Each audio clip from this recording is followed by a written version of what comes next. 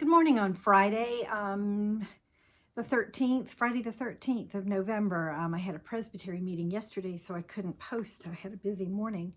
I want to talk about stories today. Invite you to think about your story. I think about mine now and then. I'm thinking about the various stories I have related to my older brother who is sick, and I'm thinking about him these days. But let me read to you one of the shorter stories that Jesus told. They're called parables.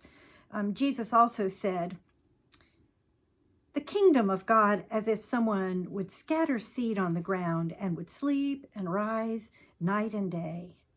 And the seed would sprout and grow. He does not know how.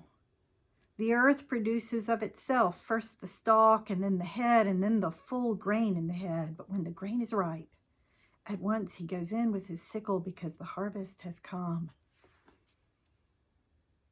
Plant the seed. And if you're the farmer, you sleep and rise. I guess you do your work, but you sleep and rise while the seed grows. Yesterday, we had an exciting a wonderful experience in a presbytery meeting when Reverend Professor Meki Masango preached for us from, I think from Johannesburg. His nephew, Bobby Masingwa, was being installed as our moderator, so we got to hear the uncle's sermon. And he preached from the story of the centurion who came to Jesus and asked him to heal his servant. And Jesus started out to go heal him, and then the centurion said, "Oh, wait a minute, I'm not worthy for you to come in my house. All you have to do is say the word." So he told that story. And Professor Meki Masingo told us a story from the Apartheid days, and it was interesting that he, the way he described it, he told about Melissa, who was what we would call a white girl, although he said God loved color, and he didn't think that white people were white. Really, they were pinkish. So he talked about her being pinkish, where he, Meki Masingo, was chocolate brown. Can you see what he looks like? There he is. And anyway, Melissa got sick, and because of her sickness, her skin turned darker, and so the hospital for pinkish people wouldn't let her in, and so they reclassified her as chocolate brown, and she went to the chocolate brown clinic, but her hair was still such that pinkish people would have had, and they wouldn't take care of her either. That's a sad story, isn't it? And I think that the church stepped in, the Christians stepped in and took care of her. But it says that the story didn't end well, and Melissa closed the life chapter here on earth.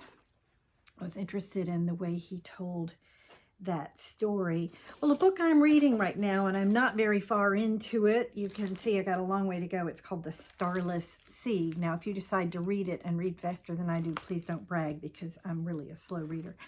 But this is a book about stories, about books, fascinating. And at some point, Zachary ate a candy, and in the candy unfolded a story. And so he says he doesn't remember quite how it ended. And the person who gave him the candy, Mirabelle, said, "Knights who break hearts and hearts that break knights." And he said, "Break knights." And he said, "Knights," like people knights. And Zachary says, "Do you know the story?" And she said, "No, each one's different. They have similar elements, though. All stories do, no matter what form they take. Something was, and then something changed. Change is what a story is, after all." What is your story? What is the change that shaped your story and sent you, your family, your church, your business, your country on a new journey?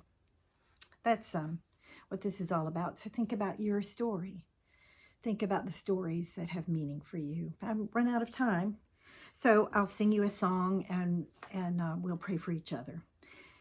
Go with us, Lord, and guide the way through this and every coming day, that in your spirit strong and true, our lives may be our gift to you. Friends, whether you're pinkish or chocolate brown or whatever color you are or whatever language you speak, God go with you today. Much love. Take care. Bye-bye.